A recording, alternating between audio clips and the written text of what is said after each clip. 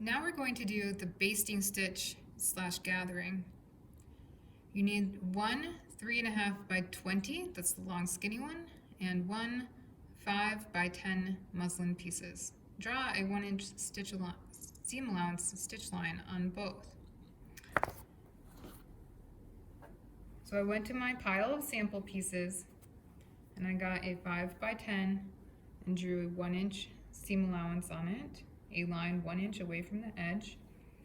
And then on my 3.5 by 20, I had to cut it down to 20 inches because it was longer than that, and drew myself 1 inch in, drew a line 1 inch in from the edge on that side. Once I have them marked, use the 3.5 by 20 piece. Machine stitch a basting stitch on either side of the stitch line. Basting is the longest stitch length with no back stitching, because remember, in hand sewing, basting means temporary, and so these are temporary stitch lines. In order to get a basting stitch on a machine, you have to change your stitch length to the very longest one, so a number 5. So I press this up button until my bar goes all the way up to 5. The other part of that direction was on either side of the stitch line. So you're going to have 2 lines of stitching, one on either side. So to keep it nice and even, you want to keep on your presser foot, there's a little groove, and you're going to keep that lined up with your line. But that means that you need to move your needle position. So I'm going to put my foot down just to hold my fabric, and on this setting, in my needle position, I'm going to go all the way to the right. That just means that the needle is off to the side, but I'm going to keep the thread guide still on the line. So my foot is down, and since it's temporary, I am not going to back stitch. It's going to want to start to bunch up on you in the back here, so just pull it flat and help guide it to stay flat.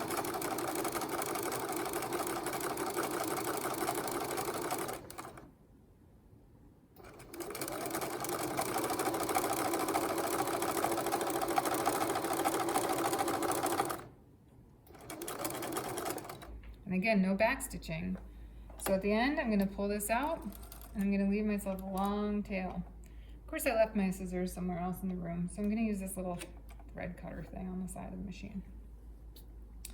And now I need to put the same stitch line on the other side of the line. So I'm going to come back up here and move my needle all the way off to the left. And I'm going to do the same thing. Keep my line lined up with the groove on the presser foot,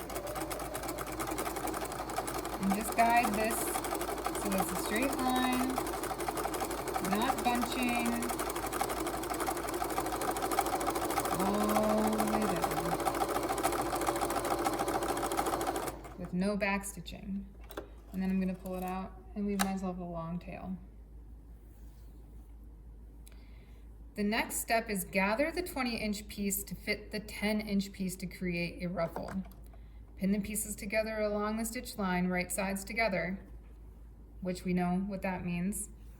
Right sides is the part that's not marked. So we're going to scrunch this little skinny piece up to meet onto this piece.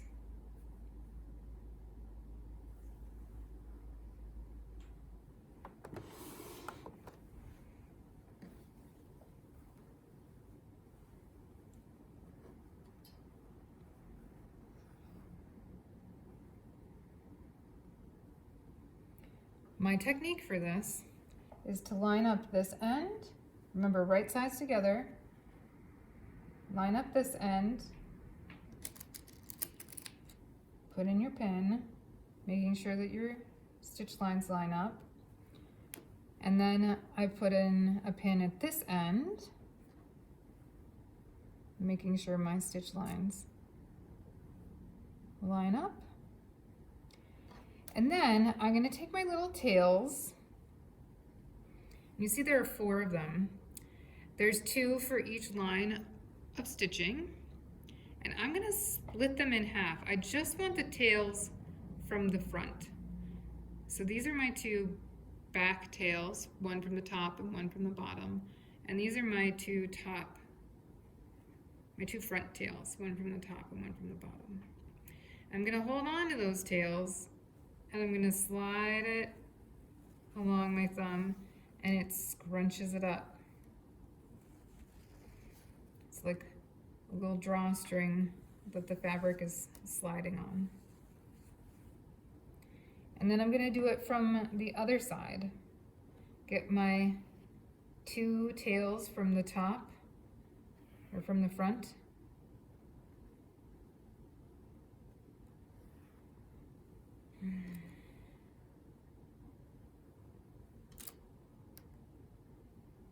Use your tools to help you, Chrissy. Okay, I have my two front tails, one from the top and one from the bottom, and I'm gonna scrunch it from this direction too. Oops, a pin fell. I pulled my pin out. All right, I'm gonna put my pin back in this end.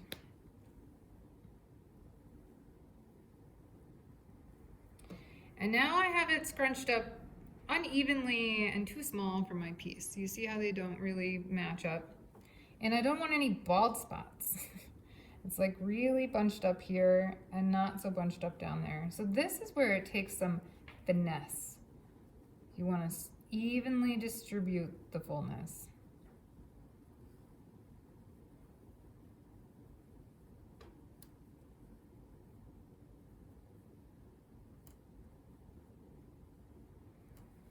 And I have it okay in the middle there, but my ends are kind of bald. So, and maybe like this spot right here. So I'm gonna just take some time to get it pinned just right.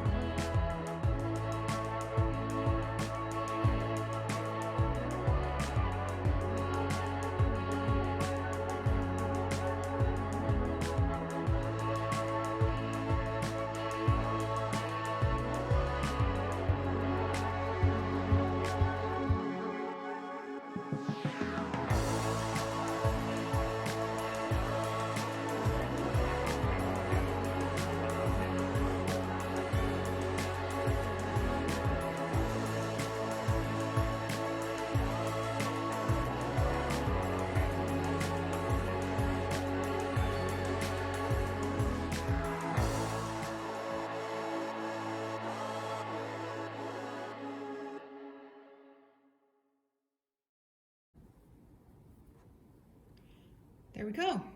Now I am ready to sew.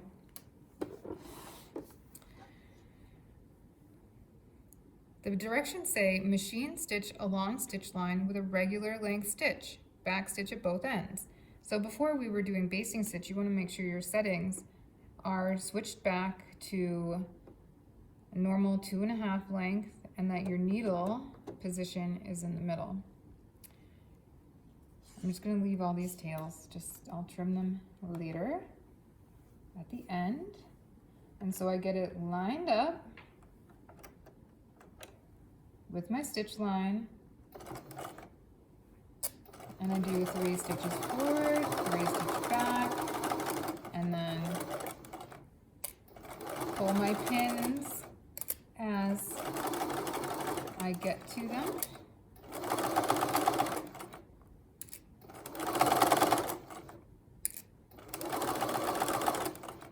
I put in a lot of pins because they help it stay in place, and I don't want to have to rip it out and redo it a bunch of times.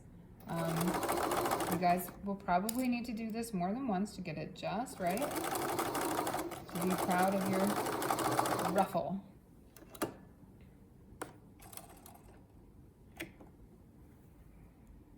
And now it's press seam allowance towards the 10-inch piece. So this doesn't translate well to iron the seam allowance open. So I just want to press the seam allowance up and then lay flat. And there, I ironed it so that the seam allowance is going up. Now on a finished garment, this thread would be the same color and blend in, or you can use your seam ripper or a pin or something, and because it's temporary and there's no knots in it, you just pull it out. It'll just